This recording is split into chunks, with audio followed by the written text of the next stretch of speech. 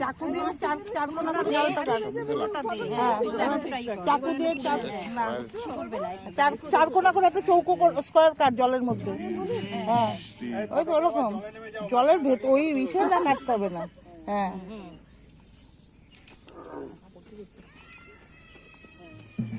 ওখানে একটু এই যে পান সুপারি পান বাতাসা দে, ধান দুব্বা দে, একটা পান সুপারি দে।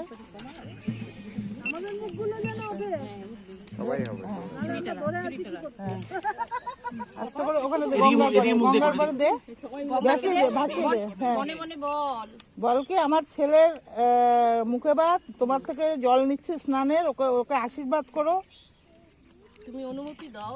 হ্যাঁ দে, আস্তে করে দে, জলের মধ্যেই দে, তুই ওই মাটির মধ্যে দিয়ে দে। হ্যাঁ হ্যাঁ হ্যাঁ এবার দিয়ে দে।